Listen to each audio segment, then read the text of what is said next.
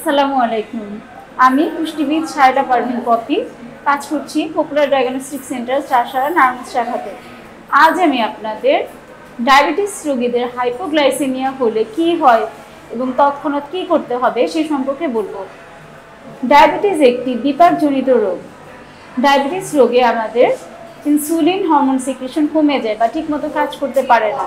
সে কারণে আমাদের শরীরে গ্লুকোজ ঠিকমতো কাজ করতে না পারার কারণে আমাদের রক্তে গ্লুকোজের পরিমাণ বেড়ে যায়।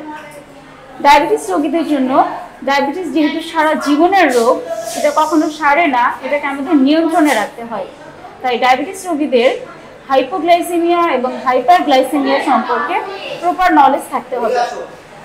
ডায়াবেটিস রোগীদের ডায়াবেটিস নিয়ন্ত্রণ করার জন্য আমরা খালি পেটে 6 এবং খাওয়ার পরে অর্থাৎ ভরা পেটে 8-এর মধ্যে রাখতে বলি।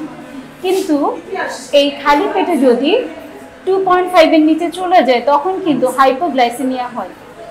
হাইপোগ্লাইসেমিয়া হলে রোগীদের হাত পা কাঁপে, বুক ধড়ফড় করে, অস্থির লাগে, চোখে ঝাপসা দেখা যায়, অনেক সময় রোগীরা অজ্ঞান হয়ে মারাও যায়।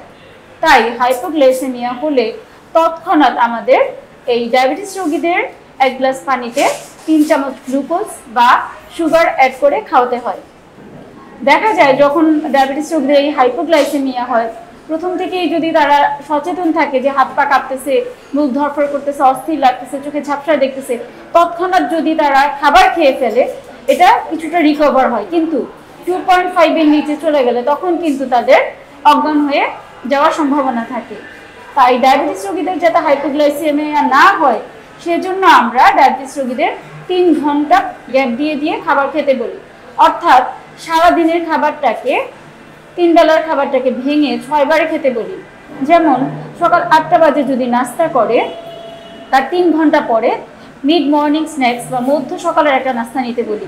তার 3 ঘন্টা পরে দুপুরের খাবার অর্থাৎ 8টা, তারপরে 11টা, তারপরে হলো দুপুরের খাবার 2টা, তার 3 ঘন্টা পরে বিকালে একটা হালকা স্ন্যাক্স নিতে বলি এবং তার 3 ঘন্টা পরে রাতের খাবার খেতে বলি। অর্থাৎ সারা দিনের খাবারটাকে 5 থেকে 6 বারে খেতে বলি। এবং ডায়াবেটিস রোগীরা যদি ঘুমানোর আগে হালকা কিছু না খেয়ে ঘুমায় এবং সকালের খাবারটা অনেক দেরিতে শুরু করে তাহলে কিন্তু তাদের হাইপোগ্লাইসেমিয়া হয়। আমাদের দেশে গৃহিণীরা যেটা করে, সকালের খাবারটা দেরিতে শুরু করে, দেখা যায় তখন তাদের হাইপোগ্লাইসেমিয়া হয়। আবার দুপুরের খাবারটা রান্না করতে করতে যখন দেরি হয়ে যায়, সবাইকে খাওয়ানোর পরে তারা যখন 2টার খাবার 5টা বাজে খেতে যায় তাদের কিন্তু হাইপোগ্লাইসেমিয়া হয়। তাই হাইপোগ্লাইসেমিয়া যাতে না হয় সে কারণে কিন্তু আমাদের ডায়াবেটিস রোগীদের এই টাইমিংটা খুব ভালোভাবে মেনটেন করতে হবে। তাহলে কিন্তু আমরা এই হাইপোগ্লাইসেমিয়া প্রিভেন্ট করতে পারবো। আজ এ পর্যন্তই। আসসালামু আলাইকুম।